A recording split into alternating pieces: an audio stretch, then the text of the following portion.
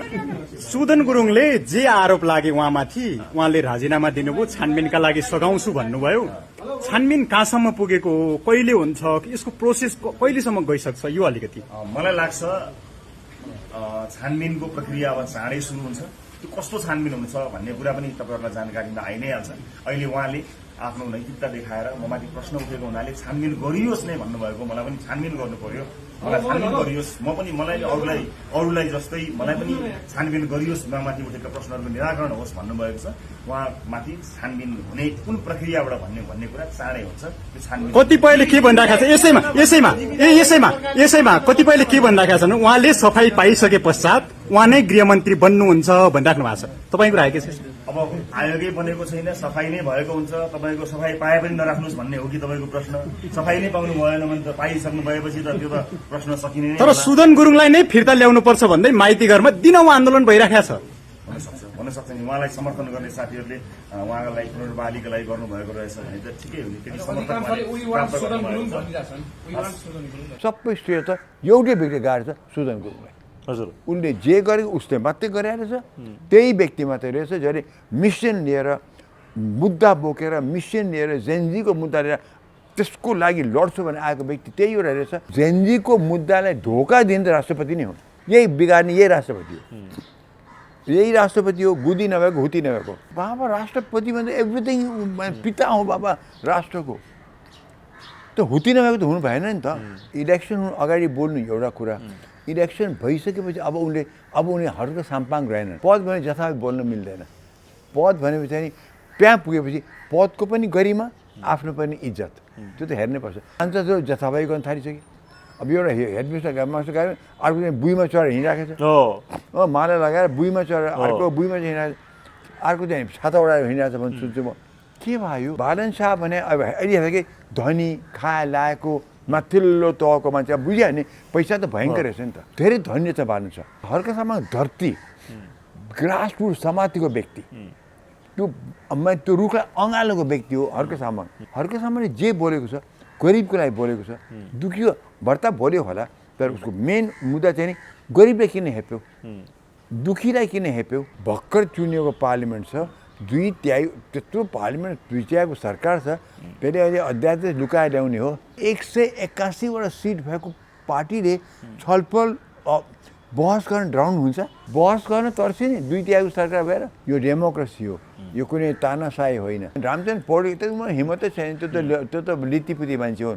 मान्छे घाटमा पुर्याइसक्यो, तिम्रो लागि हामी आइसियु बनाइराखेका छौँ। यो परोपकार होइन, यो पापै हो, यो पापै हो। यो आँसुले सबैलाई पोल्छ। डाक्टर साहब स्वागत छ कार्यक्रममा। डाक्टर साहब, पछिल्लो समयमा चर्चामा रहेको विषय भनेको बालन शाहले संसद छलेर अध्यादेश ल्याएको विषय चर्चामा छ र यसको चौतर्फी आलोचना पनि भइरहेको छ, कतिले समर्थन गरिरहेका छन्। डाक्टर साहबले यसलाई कसरी हेर्नुहुन्छ? समर्थन त प्रश्न हुँदैन, समर्थन त प्रश्नै हुँदैन। पार्लिमेन्ट छ, भर्खर चुनिएको पार्लिमेन्ट छ, 2/3 त्यत्रो पार्लिमेन्ट 2/3 सरकार छ, फेरि अहिले अध्यादेश लुकाएर ल्याउने हो।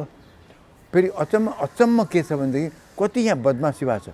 पहिले प्रेसिडेन्टलाई, राष्ट्रपतिलाई भनेर संसद फलाउने बनाउने भने, लगत्तै त्यसपछि फेरि उसले रोक्न लगाए।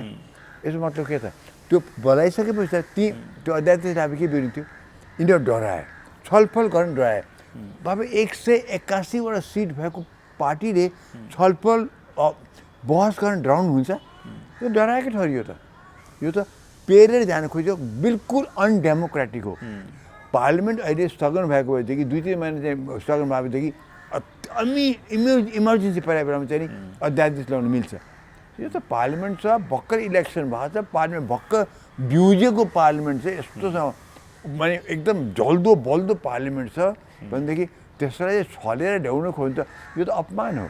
पार्लिमेन्टले हेप्या हो, अपमान हो र मोस्ट अनडेमोक्रेटिक कुरा भएको छ यो। त्यसैले यो त आलोचना हुन्छ, आलोचना मात्रै भर्सना पनि हुन्छ यहाँ त। यो त ठिक कुरा भएन। के नचाहिने काम गरे, के गरे बालन शाह गभर्मेन्टले, कस्तो गर्ला भने त एकपछि एक गल्तीमाथि गल्ती जोड्नु थाल्ने, गल्तीमाथि गल्ती। के गरे यो? हामी किन यस्तो गल्ती गर्नु पर्थ्यो भन्नुहोस् त मलाई? Was it necessary? अहिले अध्यादेशको यो चाहिँ यो आलोचना हुनुपर्ने, अध्यादेश बहस हुनुपर्ने, किन त? त्यो कुरा त पार्लिमेन्टमा बहस गर न बाबा, अपोजिसन छ, सानो अपोजिसन छ, उनले बहस गर्थे नि, गर्न देऊ न। त्यहाँ तर्से क्या हो, बहस गर्नु तर्सी नि, अब बहस गर्न तर्सी नि, दुई तिहाईको सरकार भएर, यो त अनर्थ हो। भनेपछि गलत कदम चाल्यो, कम्प्लिटली गलत, अनडेमोक्रेटिक गलत कदम छ यो। यसलाई त कसैले पनि यो समर्थन सक्दैन, कसै समर्थन, यो पनि समर्थन दिने कुरा हो। यो जहिले दिन्छ त्यो बिल्कुल झोलिहरू हुन् तिनीहरू। अब कसैले समर्थन दियो भने त त्यो झोले हुन्थ्यो, त्यो त कुरै छैन। त्यो चाहिँ सरकारबाट के आफ्नो झरला भन्ने आशा दिएमा थियो, त्यो कसरी गर्न मिल्छ भने कमन सेन्स हेर्नुहोस् त। इलेक्सन भएको भर्खर 1 महिना भएको छ, त्यत्रो संसद, त्यो पनि अद्भुत संसद, एक्सपेक्ट संसद आइरहेको छ, त्यहाँ सांसदहरू आफ्नै पार्टीको सरकार छ, त्यत्रो छ, 2 तिहाई अध्यादेश लगेर 5 दिन बहस गरेर त्यहाँ चाहिँ आफू जित भइहाल्छ, पास त पास भइहाल्छ। त्यत्रो चाहिँ सरकार छ, पास हो। यहाँ के डराएको छैन भने म सुन्छु, भित्र आन्तरिक कलह त भएको छ यिनीहरूको।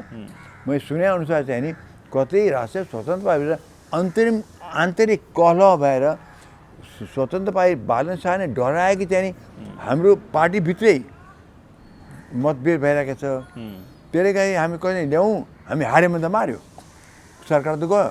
त्यो पनि डर छ कि उसलाई, त्यो हुनुपर्ने हो त। 1 महिनाभित्र 1 महिनाभित्र पार्टीमा कलह हुनुपर्ने हो त, 1 महिनाभित्र पार्टीमा अन्तर्द्वन्द्व हुनुपर्ने हो त, 1 महिनाभित्र त्यो हुनुपर्ने हो नि त।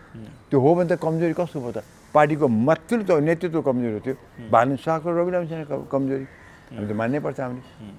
डाक्टर साहब, जस्तो सुकुम्बासी व्यवस्थापन सम्बन्धी अध्यादेश, सङ्गठन खारेजी सम्बन्धी अध्यादेश लगायतका अध्यादेश भनिएको छ, महत्त्वपूर्ण अध्यादेश भए पनि संसदकै बाटोबाट जहिले पनि आउनु पर्थ्यो। Has to.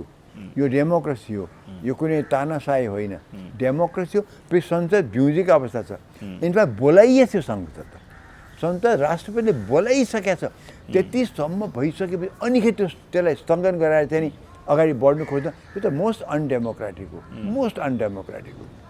यो बालन शाहले किन यस्तो कदम चाल्यो त डाक्टर साहब? बालन शाह त कुनै पोलिटिसियन होइन। मैले पहिले नै भने अनुभवहीन छ। मैले पहिले नै भनेको थिएँ, रवि लामिछानेको के दिमागमा चढेर चाहिँ उनले प्रधानमन्त्रीको अफरै दिदिए, त्यही त हो नि गडबडी टिम हो। बालन शाहको अनुभव के छ? बालन शाह अनुभव के छ? बालन शाहले कुन पार्टी हाँकेछ? बालन शाह पहिले पार्लिमेन्टमा कहिले थिए? कुनै मन्त्रालय हाँकेका छन्?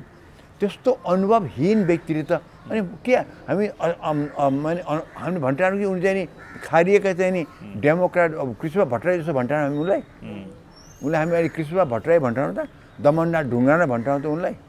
के कुरा गरे? के पनि अनुभवै छैन भने भाइ। अब रवि लामिछानेको निगाहबाट चाहिँ प्रधानमन्त्री बनिदिए, अब के भने? अब यही अनि के यस्तो हुन थाल्यो? अब हेर्नुहोस् त डाक्टर साहब, पहिलो गाछमै ढुङ्गा भनेको जस्तो सोझै ढुङ्गा बनि, सोझै ढुङ्गा बनि। डाक्टर साहब, पहिला पनि पूर्व प्रधानमन्त्री केपी शर्मा ओलीले पनि यस्तै संसद छलेर अध्यादेश ल्याउँदाखेरिमा रवि लामिछानेले सामाजिक सञ्जालबाट खर विरोध गरेका थिए। केपी शर्मा ओलीको चर्को आलोचना भएको थियो।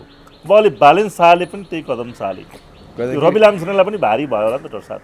उसलाई त के भारी हुँदो रहेछ? मैले देखाएँ त, त्यत्रो सुकुम्बासीको उसमा उसले आफ्नो बोलेको छ। 1 महिना 1.5 महिना भएको चाहिँ नि इलेक्सन क्याम्पेनमा बोलेको छ कि चाहिँ नि यस्तै जोजै चल्यो भने मेरो छातीमा चढेर सरो हुन्छ भनेको एक चुइक्क पनि बोलेन। हेर्नु यसपालि चुइक्क पनि बोलेन।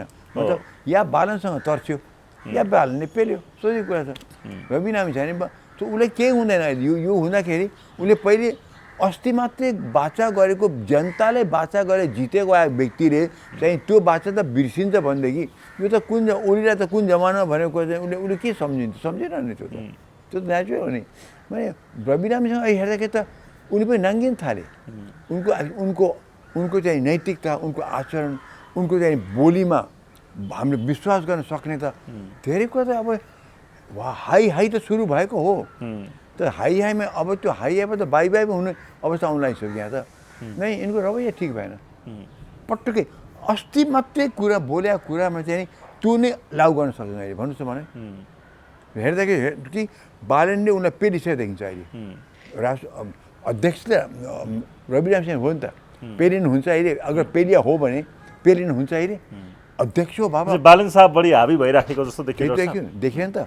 उनले जे गरे सुकुम्बासीमा रवि लामिछाने त्यही कुरामा हुन दिन्न भनेर इलेक्सन क्याम्पेनमा भनेका छन्। हो त्यो भयो या त उनी बालन शाहसँग चाहिँ नि बहस गर्नुपर्छ त्यो कुरामा नभए चुप लगाएर बसेपछि त बालनले त उसलाई खतम पारियो नि बुझिन्छ कि बालनले खतम पाऱ्यो भने फेरि अर्को कुरा त्यो त्यो हेडमास्टरलाई त्यस्तोसँग धम्काउने चाहिँ त्यो जुन नयाँ सांसद आएको छ एक्स आइजिपी के हो त्यसलाई त एक कारवाही भयो के अरे भने उनीहरूले अब बालन शाहले जेनरल के उनी रवि लामिछाने जेनरल के भनेछ भनेदेखि यस्तो हाम्रो पार्टी यस्तो होइन यस्तो हुने भए तपाईँहरू अन्तै जानुहोस् हाम्रो पार्टी चाहिँ कुनै नाम पनि छैन केही पनि छैन बोलाएर ठ्याइ पारेर पार्टीबाट निष्कासन गर्नुपर्ने चाहिँ नि त्यस्तो बोल्थेन बा के भा यस्तो स्ट्रङ पार्टी अहिले पनि बुझ्न सकिनु भएन के यो पावर त दियौँ हामीले त पावर खेलाउनु नजान्छ त बाँदरको हातमा नरियो जस्तो पो बा पावरै खेलाउनु जान्दो रहेछ उनीलाई त हातमा जिलेबी नै दियो भने त खान सक्दो रहेछ नि क्या उनीलाई नरिवल दियो भने त फोरेर खाने पनि यिनीहरू क्षमता रहन्छ है क्या यत्रो पावर जनताले दियो माने कल्पनै नगरे पावर दिएछ अब हेर्नुहोस् त त्यो पावरको नतिजा यो चुइक्कै पनि बोल्दैन चुइक्कै बोल्दैन मैले हेर्दाखेरि त सबै अहिले जे जति 1 महिना भएको थियो हामीले वाह राष्ट्रिय स्वतन्त्र पार्टीको गभर्मेन्ट क्या गर्यो सबै श्रेय त एउटै व्यक्ति गाएर छ सुदन गुरुङलाई हजुर उनले जे गरेको उसले मात्रै गरिरहेछ त्यही व्यक्ति मात्रै रहेछ जसले मिसन लिएर मुद्दा बोकेर मिसन लिएर जेनजीको मुद्दा लिएर त्यसको लागि लड्छु भने आएको व्यक्ति त्यही एउटा रहेछ जसले कदम पनि करेक्ट चालेको थियो बाँकी त उनीलाई के मिसनै रहन्छ राष्ट्रिय स्वतन्त्र पार्टी के मिसनै रहन्छ म हेर्दाखेरि त बुँदाहरू दिए स्वयंबुद्धि भने स्वयंबुद्धि शासकीय सुधारका कार्यसूची भन्ने तर मैले केही सुधार मैले कुनै अठोट देखिएन के ओ भने राम्रो कुरा भने हाम्रो पनि चित्त बुझ्यो तर कार्यान्वयन हुनुमा त धेरै फरक देखियो डाक्टर साहब पहिलाको सरकारले संसद छोडेर अध्यादेश ल्याउँदाखेरिमा त्यत्रो विरोध भयो अहिलेको सरकार चाहिँ के फरक भयो त यो सरकारले पनि संसदै छोडेर अध्यादेश ल्याउँछ भने पहिलेको सरकार त कमसेकम कि उनलाई के भन्ने बाटो थियो केही भन्ने बाटो थियो अहिलेको सरकारमा मुख्यतः राष्ट्रपतिले आह्वान गरिसके यिनकै चाहिँ नि सिफारिसमा त्यसलाई फेरि अध्यादेश ल्याउनुको लागि त्यसलाई फेरि खतम पारे राष्ट्रपतिले फेरि फर्काउनु कस्तो बेइज्जत भयो राष्ट्रपतिको उनले आह्वान गरे उनले फेरि त्यसलाई फर्काउनु पऱ्यो राष्ट्रपतिको बेइज्जत भएन यो भयो जतिसुकै सरकारले सिफारिस गरेको भए तापनि बेइज्जत पनि राष्ट्रपतिको माने अब हाम्रो राष्ट्रपतिको वचनलाई हामीले विश्वास गर्न सक्ने अवस्था भएन नि त आज बोलाउँछ भोलि झिक्छ कि राष्ट्रपति अडाउनु पर्छ होइन तपाईँले मलाई बोलाउनु भन्नुभयो मैले बोलाएँ I will not go back त्यो भन्न सक्नुपर्छ हिम्मत रामचन्द्र पौडेल त मलाई हिम्मतै छैन त्यो त लितिपुती मान्छे हुन् हिम्मत भावे पक्क तपाईँ बोलाऊ भन्नुभयो आज 5 दिन नबित्यो त्यहाँ फेरि माने उभा नबोलाऊ भन्छन् यो त म गर्न मान्दिनँ यो राष्ट्रपतिको पदको गरिमा खतम म मान्दिनँ जे मनोस् गर्नुहोस् त्यो हिम्मत गर्नुपर्छ अनि यहाँ ल्याउ त उनलाई राष्ट्रपतिमा महाअभियोग लगाउनु त निकाल्न खोज्नु त त्यति पनि नगर्ने राष्ट्रपति त्यो रवि लामिछाने त्यो रवैया छ राष्ट्रपति त्यो यो के भयो के भएको यो मुलुकमा बालनको पेलाइमा छ के भएको यो अब हुन डेमोक्रेसीमा संसद भर्खर आएको संसद नै बेवास्ता गरेर छलफल गर्न सकिन्थ्यो हेपेर व्यवस्था गरेर बेइज्जत गरेर अपमान गरेर चाहिँ नि बहस गर्न पनि नसक्ने क्षमता देखाएर अगाडि बढेका छन् मतलब राष्ट्रिय स्वतन्त्र पार्टी 181 सिट हुँदाहुँदै हामी बहस गर्न सक्दैनौँ भनेर उनले देखाइदिए कति कमजोर देखायो त भन्नुहोस् आफूलाई अनि यस्तो चाहिँ हामीले के आशा गर्ने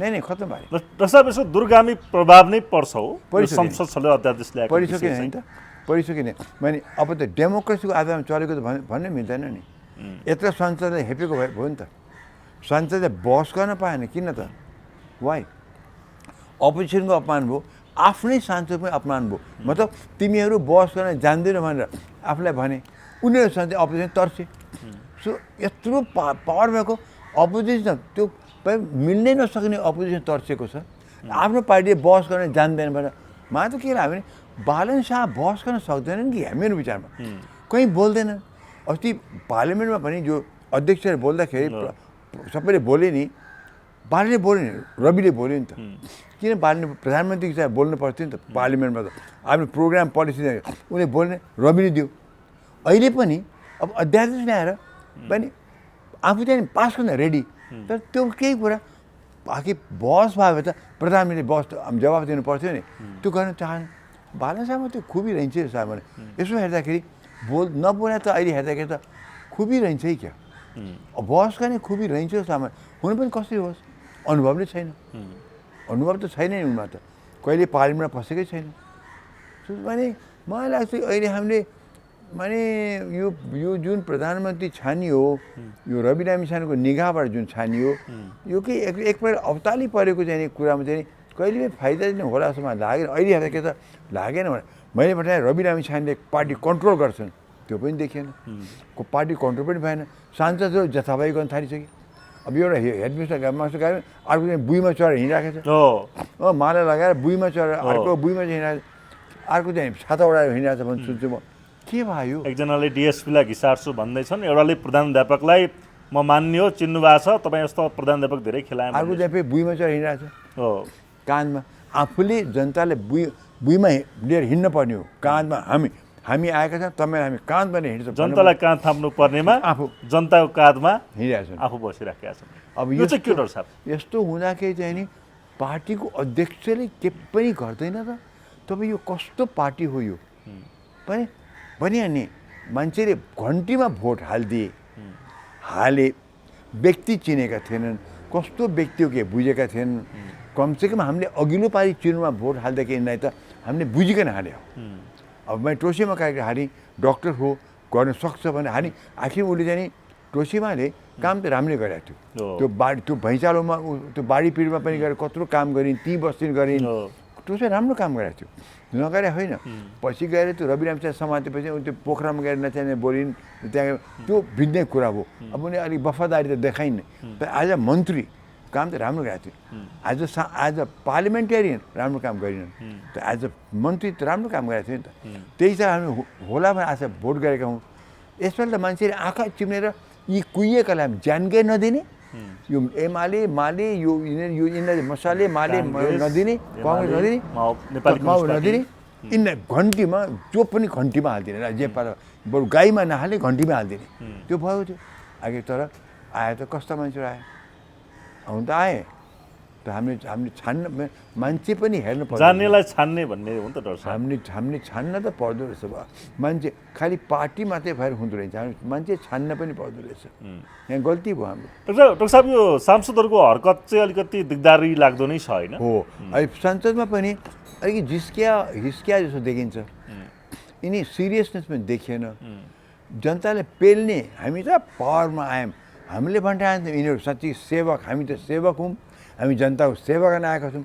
भन्लान् भन्ने आशा थियो हामीलाई यहाँ त पेरेर हिँड्ने पो रवैया देखियो अब त्यो प्रधानमन्त्रीदेखि नै लगातार नै देखियो अध्यक्ष चुक्क नबोल्ने अन्य अत्याचारमा प्रधानमन्त्री पेलेर जान खोज्ने अब अहिले आएर अध्यादेश पनि पार्लिमेन्ट हुँदाहुँदै अध्यादेश पनि आउने यो त पेलाइ भयो त प्योर पेलाइ हो माने यो पेलाइ हो राम्रो हुँदैन त दूरगामी भन्नु भने दूरगामीमा चाहिँ राम्रो हुँदैन डाक्टर साहब अब प्रतिपक्ष दलहरूलाई राम्रै मसला भएको छ यो संसदले अध्यादेश ल्याएको विषयमा चर्को विरोध गरिराखेका छन् प्रतिपक्षको विरोध स्वाभाविक कि अलि बढी अस्वाभाविक एकदम करेक्ट यसमा प्रतिपक्षमा चाहिँ बुद्धिहरू विरोध गर्छ धेरैले विरोध गरिरहेका छन् अब त लयरहरूले विरोध गर्छन् माने कानुनविदहरूले विरोध गर्छन् बुझ्ने प्रोफेसरहरूले विरोध गर्छन् बुझ्ने जनताले विरोध गर्छन् यो त डेमोक्रेसी हो बाबा डेमोक्रेसी हो डेमोक्रेसी कुनै नियम हुन्छ कुनै नर्म्स हुन्छन् यसरी गरिँदैन पार्लिमेन्ट 3 महिना स्थगन अब जो विन्टर भ्याकेसन हुन्छ नि यो छुट्टी हुन्छ नि 3 महिना छुट्टीमा छ तत्काल बनाउनु पर्दैन तर इमर्जेन्सी पऱ्यो के पास गर्नु पऱ्यो त्यसमा अध्यादेश ल्याइन्छ यहाँ त के पनि इमर्जेन्सी परेको छैन के पनि परेको छैन त्यसमाथि संसद त्यही छ भर्खर बनेको संसद छ राष्ट्रपति आफ्नो चाहिँ कठपुतली छन् जे गर्नु बारे पनि गर्छन् त राष्ट्रपति यसपालि खुट्टा चाहिँ अड्नु पर्थ्यो विद्या भण्डारीले पनि त पार्लिमेन्टको अगेन्स्टमा खुट्टा त अडाएको हो नि जति राइट भन्नु या रङ भन्नु अडाएको हो नि जेमा गर म त पास गरिदिएँ तिम्रो भनेको हो नि रामचन्द्र पौडेलले त्यति पनि हिम्मत भएन 5 दिन अगाडि चाहिँ संसद बोलाउ भन्छ 5 बजे यसले बन्द गरेर भन्छ त्यो भन्दाखेरि उनले यति पनि आएन कि मेरो इज्जत गयो पार्लिमेन्टको प्रेसिडेन्टको गरिमा गयो म गर्न मिल्दैन मलाई भनेर त्यो उनी स्ट्यान्ड लिनु पर्थ्यो त्यो लिएन नि त म्हणजे राष्ट्रपतिले पनि गल्ती गरे। राष्ट्रपति गल्ती अहिले मात्र हो र सुचिता कार्य गभर्मेन्टदेखि नै गल्ती गरेको छैन। म सुरुदेखि भनेको छु राष्ट्रपतिको जेनजीको मुद्दालाई धोका दिने त राष्ट्रपति नै हुन्। जेनजीको आन्दोलनमा अन्तरिम संविधान बनेर कति समय काम भइसक्नु पर्थ्यो। अब हामी वे पार्लियामेन्ट सिस्टममा हामी अल्झेर बसिसकेको छौँ। हामी यही देखिहाल्नु अब अल्झ्यौँ न हामी, यही हो पार्लियामेन्ट सिस्टम। त्यो जेनजीको मुद्दा बढाएपछि अन्तरिम संविधान आउनु पर्थ्यो, राष्ट्रपतिले सूचना कार्यक्रम भन्नु पर्थ्यो। तर अन्तरिम संविधानमा ऊ गर्नुहोस् या जेनजीको आन्दोलनमाथि शपथ खानुहोस्, भगवान्ले सम्झेर गर्नुहोस्, अब यो संविधानमा शपथ नखानुहोस् भन्नु पर्थ्यो। त्यसमा लागेर चाहिँ नि मैले संविधानको संरक्षण गरेको छु, पार्टीहरू सल्लाह गरेँ भनेर यही बिगार्ने यही राष्ट्रपति हो। यही राष्ट्रपति हो, गुदी नभएको हुती नभएको। अब अहिले आएर चाहिँ यहाँ चाहिँ नि अब अहिले पनि यस्तो आफूले दिएको वचन पाँच दिन फर्काउनु पर्छ भने त्यो स्ट्यान्ड लिनुपर्छ पर्दैन। यो त राष्ट्रको गरिमा हो बाबा, राष्ट्रपति हो बाबा, राष्ट्रपति भने एभ्रिथिङ पिता हो बाबा राष्ट्रको। त हुती नभएको त हुनु भएन नि त, केही त गर्नु पर्यो। डाक्टर साहब अब हर्क साम्पाङले भने चर्कै विरोध गरिराखेका छन्। उनको त हरेक 5-5 मिनटमा स्ट्याटसै आउँछ सामाजिक सञ्जालमा। हर्क साम्पाङको अब यो खालको विरोधको शैली पनि छ एक किसिमको। उनले केसम्म भने यो संसद छलेर अध्यादेश ल्याएको विषयमा अब बालेन शाहले राजीनामा दिनुपर्छ भन्ने विषय हर्क साम्पाङले निकालेका छन्। डाक्टर साहबले कसरी अब राजीनामाको कुरा त हर्क साम्पाङले त सिधै राजीनामा बालेन शाहको मागिराखेका छन्। हर्क साम्पाङको यो पहिलेको बैरी भाव छ। इलेक्सन अगाडिदेखि नै यिनीमा के मतभेद भयो थाहा छैन मलाई, के मनमुटाउ भयो भने थाहा छैन। तर इलेक्सन अगाडिदेखि नै हर्क साम्पाङ र बालेन शाहको चाहिँ केही माने मिलेन। आफ्नै साथी प्रधानमन्त्री भएको भएर कि डाक्टर साहब मेयर भएको 81 प्रधानमन्त्री हो एकदम। उनी पनि मेयर यहाँ छन्, उनी मेयर त्यहाँ पुगे। त्यो हुनसक्छ कि धेरै कुरा के, तर यिनीहरूको चाहिँ मनमुटाउ चाहिँ थियो, मनमुटाउ चाहिँ थियो। अब त्यही निश्चय पनि हो। तर बालेन शाह भने अब अहिले कि धनी खाए लाएको माथिल्लो तहको मान्छे बुझ्यो नि, पैसा त भयङ्कर रहेछ नि त। भयङ्कर पैसा भने उनको स्ट्याटसबाट चाहिँ लखौँ करोड रुपियाँ आउँदो रहेछ नि त। 4 मिलियन 40 लाखको चाहिँ त समर्थकले त 10 लाखले मात्रै पनि हामी लाइक भन्यो भने त पैसा त झुर आउँदो रहेछ उनको स्ट्याटसमा त होइन। कि धेरै धन्य छ बाल्नु छ। अब हर्कसम्म त्यो अवस्था होइन। त हर्कसम्म धरती ग्रासरुट समातिको व्यक्ति, त्यो रुखलाई अँगालोको व्यक्ति हो हर्क सामाङ। यी भने हावादारी मान्छे रहेछ, बुझ्यो, धन सम्पत्तिमा माथि पुगेका। त्यसैले हर्क सामाङले जे बोलेको छ गरिबको लागि बोलेको छ। दुखी भर्ता बोल्यो होला, तर उसको मेन मुद्दा चाहिँ नि गरिबलाई किन हेप्यौ, दुखीलाई किन हेप्यौ, राष्ट्रमा माया मर्यादा भन्छ कि केही छ कि छैन भनेको उसले त्यो हिसाबले गरेको हो। सोझै राजीनामा माग्नु त उनीहरूले मागे, त्यो सोझै राजीनामा माग्नु चाहिँ कुरा के हो डाक्टर साहब? बालेन शाहले सिधै राजीनामा दिनुपर्छ। उनले पहिलेदेखि भनेको थिए बालेन शाह हुनु हुँदैन भनेका थिए, रवि भए हुन्छ भन्दै त्यो हर्कले त्यो आफ्नो त्यो एउटा उसो यो चल्यो कि त्यहाँले एक्सेप्ट गरिसक्यो। त्यो एउटा उनले भन्ने कुरा उनले भन्छ, तर उनको त्यसको पछाडि त्यो बालेनसँग उनके मनमुटाउ छोडौँ त त्यो हर्कको हेऱ्यो भने उनको जे बोली पनि धरतीमा टेकेको छ। उनको जे अरू जस्तो गरेर माथि हावामा उडेको छैन। हेर्दाखेरि त अहिले त धनी धनाढ्य मन्त्रीमण्डल, सबैको सुन त्यति, जग्गा त्यति, ब्याङ्क ब्यालेन्स त्यति, पैसा त्यति, हेर्दाखेरि त धनी धनाढ्य चाहिँ मन्त्रीमण्डलले चाहिँ नि गरिबलाई पेल्यो भने त अहिले त्यही नै आइरहेको छ नि। सो हर्कसम्म त्यो छ भने एकदम ठिक छ। तर राजीनामा माग्दा अब त्यो उनको चाहिँ माग्ने चलन छ, माग्छन्, त्यसले कुनै अर्थ राख्दैन। त्यो उनी एज अ पोलिटिसियन अपोजिसन उनले राखे अरे। त्यो अब हामी पोलिटिसियन होइन, म अपोजिसन पनि होइन, मैले माग्दिनँ। उनले पार्लियामेन्टमा छन्, अपोजिसनमा छन्, उनलाई त्यो अधिकार छ, मागे, त्यो केही छैन।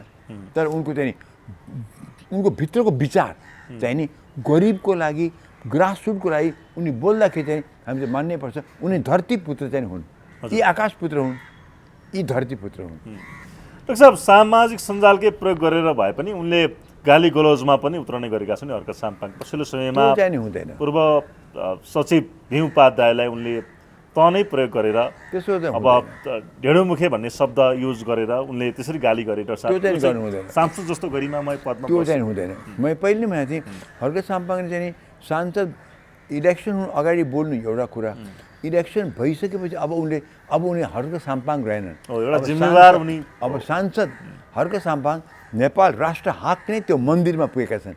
त्यो हिसाबले बुझ्नुपर्छ। अब चाहिँ त्यो मन्दिरको पुजारी हुनु नि, त्यसको उनले बुझ्नुपर्छ। त्यसैले अब उनले बोल्दाखेरि पदको मर्यादा आफ्नो पनि स्ट्याटसको हिसाबले बोल्नुपर्छ। क्रिटिसाइज गर्नु, आलोचना गर्नु, अब त्यो तहमा पहिले एक तहमा गऱ्यो भनेदेखि अब त अर्कै तहमा आउनुपर्छ। त्यो त हुनैपर्छ। पद भनेको त्यस्तो हुन्छ कि पद भने जथाभावी बोल्न मिल्दैन। पद भनेपछि चाहिँ त्यहाँ पुगेपछि पदको पनि गरिमा, आफ्नो पनि इज्जत, त्यो त हेर्नैपर्छ। हर्कै त्यो बुझ्छन्। अब बुझ्नु पऱ्यो, भर्खर त आएका छन्, बुझिहाल्छन् नि।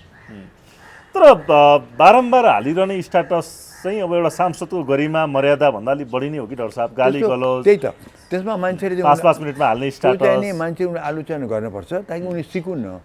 उनले हेरौँ भर्खर आएका छन्। हर्क हामी पिछडिका वर्ग हुन् तिनीहरू, पिछडिका वर्ग हुन्। आखिरमा यिनी यहाँका कुनै बाहुन छेत्री नेवारहरू त होइन, माथि काठमाडौँमा बसेर मोज मजा गरेका त। उनी चाहिँ यहाँ बसेर जिन्दगीभर यहाँ बसे, अनुवाद चाहिँ मधेसी, यहाँ बसेर ऱ्यापिङ गर्दा बसेर त पदमा पुगे त होइन नि। उनी त धरतीमा बसेर गरेका हुन् नि त नि।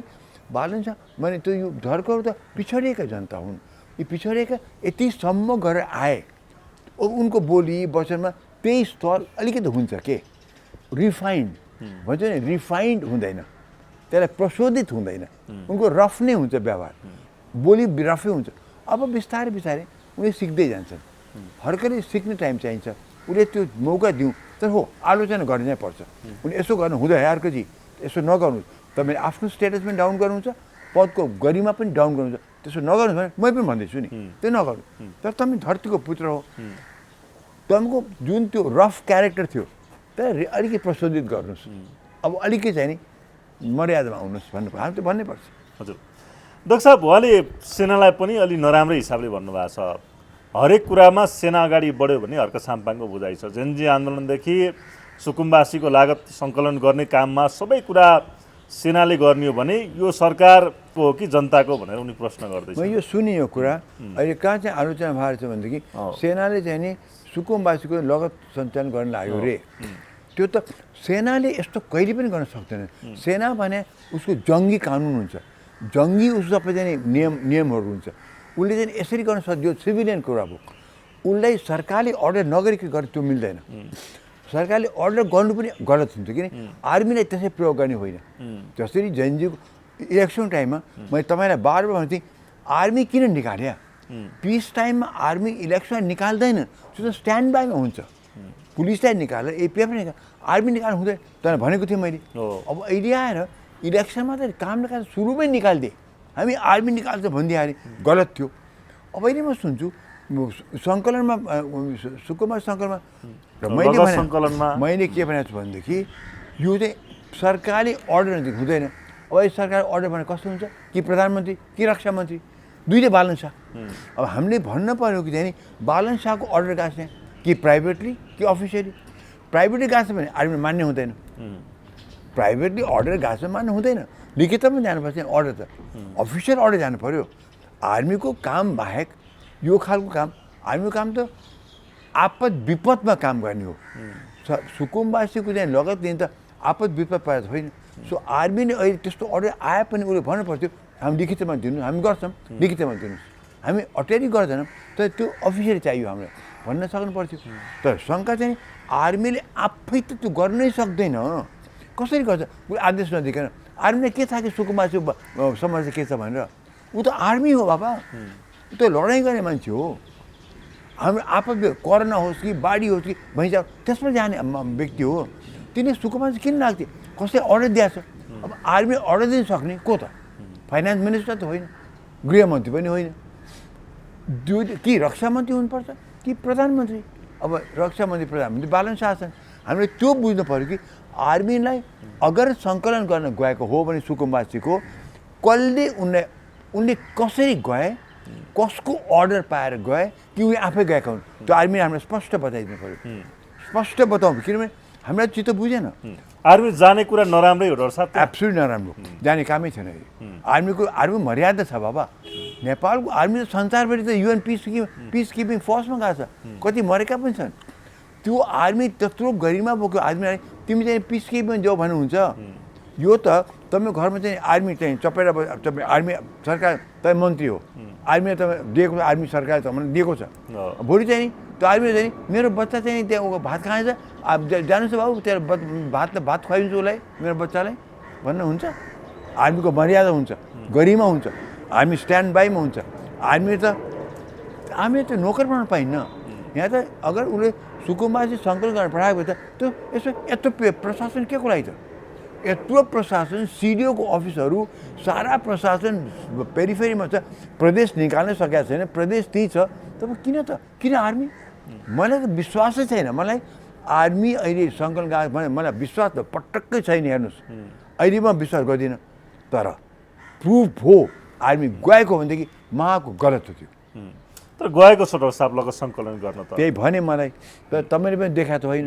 अनि देखाएको छु डाक्टर साहब मैले त फोटो भिडियो नै देखेको छु आर्मीले मनोराको सुकुम्बासी बस्तीमा लगत सङ्कलन गरेको दृश्य नै बाहिरिएको छ नि त्यसपछि त्यो कम्प्लिटली गलत हो त्यो आर्मीलाई त्यो गर्ने पर्मिसन कसले दियो कसको अर्डरमा गरेको हो आर्मी त्यो हामीलाई अब स्पष्टीकरण दिनु पऱ्यो किनभने जनताले आर्मीलाई धेरै माथिबाट नजरमा हेरेको थियो मैले भन्थेँ नि नेपालमा अगर कोही संस्था बाँकी छ पार्लिमेन्टमा विश्वास छैन सरकारमा विश्वास छैन पार्टीमा विश्वास छैन कोर्टमा पनि विश्वास हटेको छ भने एउटै संस्था बाँकी थियो हाम्रो आस्था बोकेको नेपाल आर्मी अब त्यो आर्मीले पनि आफ्नै इज्जत गुमाउनु थाल्यो भने त बाँकी सबै सिद्धो नि त त्यसपछि त आर्मीले त ल तिमी आज यो सङ्कलन गर भोलि चाहिँ त्यो ठाउँमा चाहिँ नि त्यो सरसफाइ गर्नु पऱ्यो न्यु रोड चाहिँ सरसफाइ तिमीले सरसफाइ गर भने त्यो आर्मीले त्यो प्रयोग गर्ने हो आर्मीको गरिमा छैन इज्जत छैन आर्मीको त जङ्गी कानुन छ जङ्गी उनीहरूको नियमावली छ निजामती होइन जङ्गी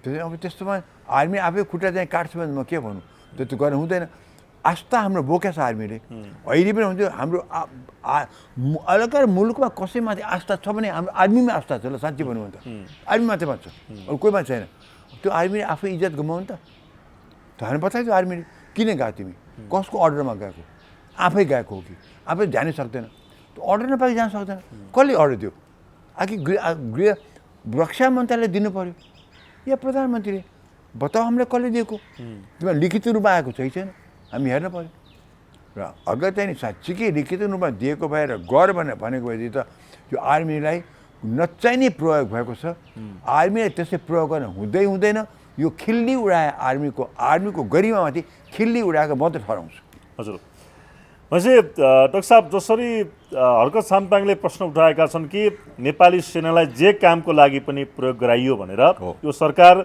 सेनाको कि जनताको भन्दैछन् त्यसमा केही सत्यता छ एब्सोल्युटली छ पनि मैले कि हर्कत साम्पाङ जे मुद्दा एकदम करेक्ट उठाउँछ बोल्ने तरिका अलग होला स्ट्याटस आइरहन्छन् होला पेश गर्ने तरिका अर्को होला बोली शब्द ठिक नहोला अघि यिनी कोरा मान्छे हुनु बाबा पिछडिएका जनता तिन अस्तित्वमा पिछडिएका थिए बल्ल बल्ल पो माथि आएका छन् त पार्लिमेन्टमा त्यो कोरा होला शब्द अलिकति खरो होला स्ट्याटस लेख्न नजानेको होला तर मुद्दा त ठिक बोलाएको छ नि आर्मीको गरिमा किन खत्तम पारेको आर्मीले जेमा पनि आर्मी हो इमर्जेन्सी पर्यो देशमा आपद विपद पर्यो बाढी भयो पहिरो भयो भैँचालो भयो सबभन्दा पहिला आर्मी एकदम कोरोनामा पनि आर्मी गएको छ नि त हो त्यो भन्दा हामी क्राइसिस परेको थियो तर यो त क्राइसिस पनि होइन सो हर्कतले बिल्कुल ठिक बोलेका छन् एकदम ठिक तरिका अलग होला भिन्दै कुरा भनेपछि हर्कत साम्पाङले जे मुद्दा उठाएका छन् त्यो राष्ट्रहितकै लागि छ राष्ट्रहितको लागि छ तर उनले बालनलाई निकाल्यो बालनकै राजीनामा माग्ने कुरा चाहिँ ठिक भएन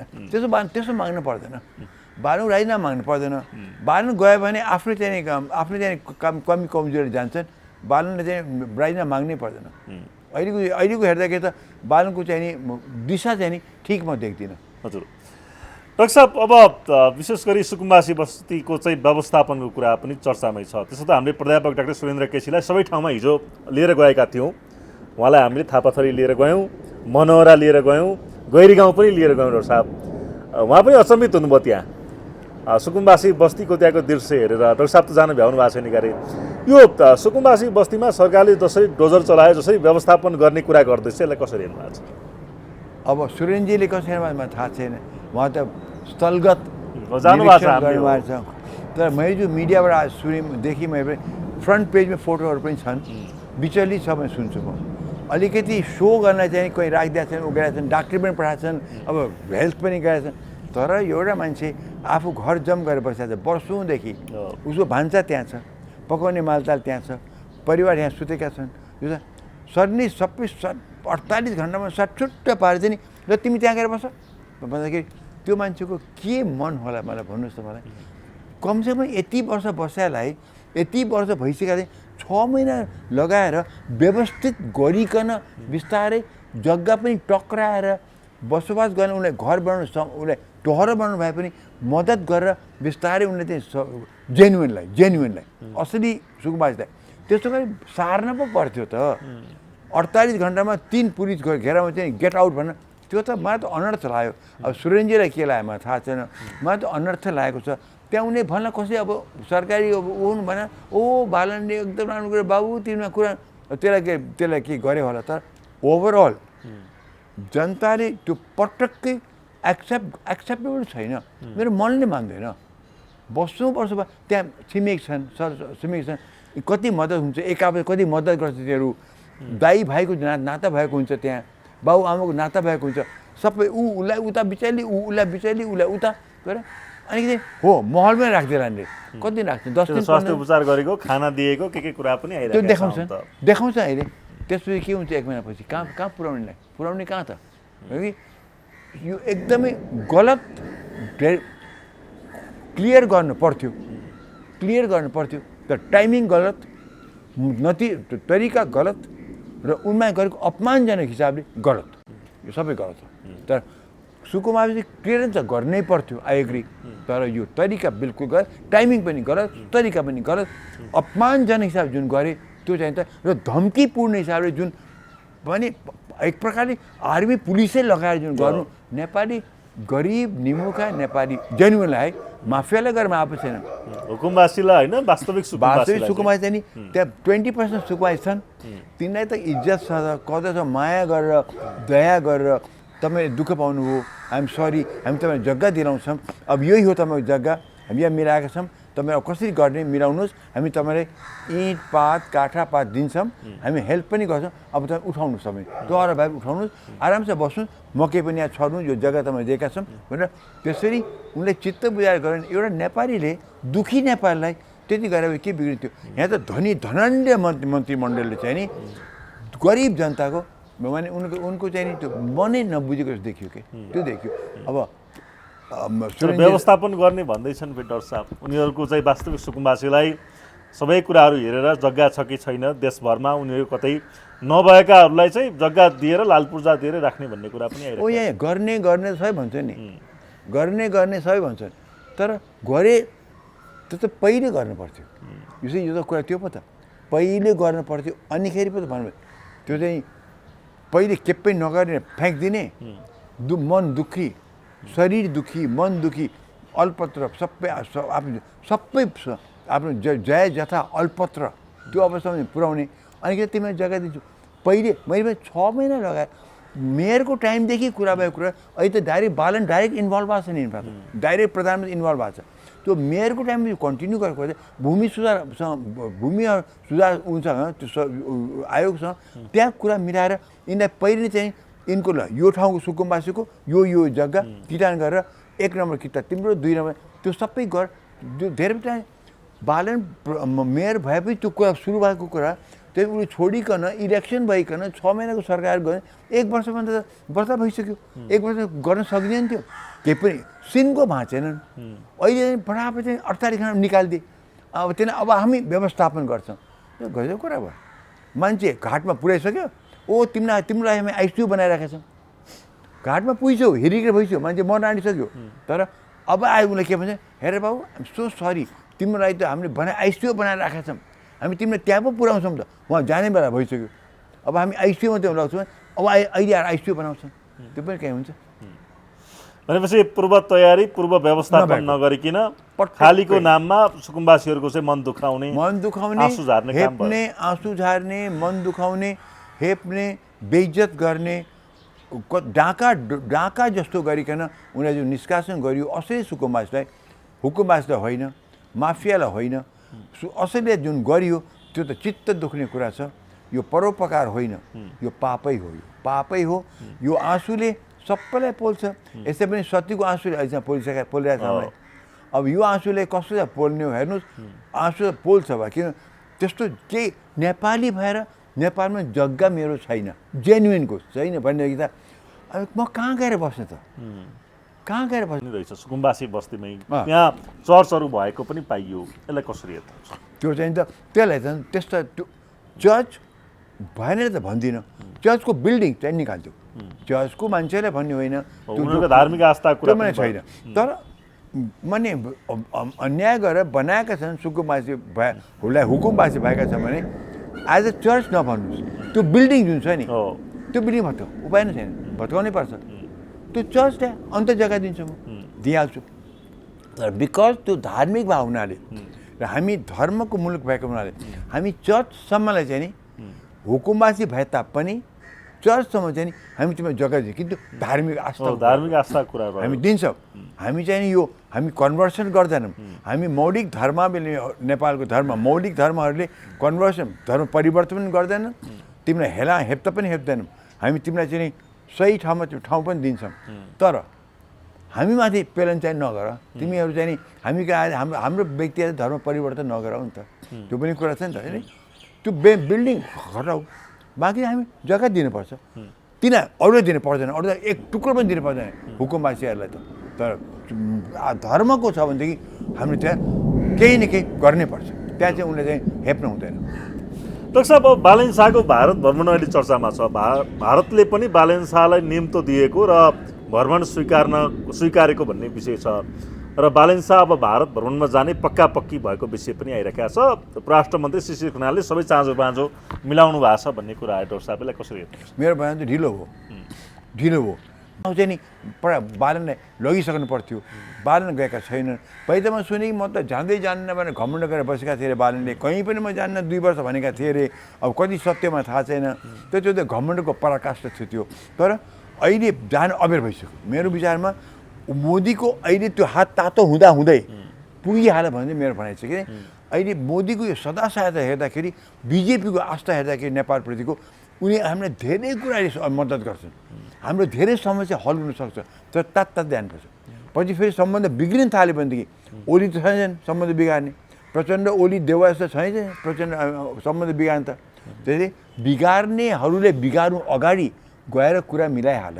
म त भन्छु अबेर भयो बालन शाह जान, तत्काल जान पर्थ्यो, अब गइहाल। म त भन्छु गइहाल। उठाउनु पर्ने विषयहरू चाहिँ डाक्टर साहब धेरै छन् बाबा, हाम्रो यहाँ त प्रगतिको कुरा छ, बोर्डरको कुरा छ। तर म भन्छु फेरि गल्ती एउटा नगर, पहिले गएर घमण्डमा हाम्रो चुच्चे नक्सा पहिले गएर भन्ने होइन। चुच्चे नक्सालाई भन्यो सेकेन्डरीमा राख, त्यसले मेरो प्रगति केही हुँदैन, मेरो सम्मान अलिकति बढ्दा यति मात्रै। तर जनताले सम्मानले पेट भर्दैन, जनताको उन्नति त्यो सम्मानले हुँदैन।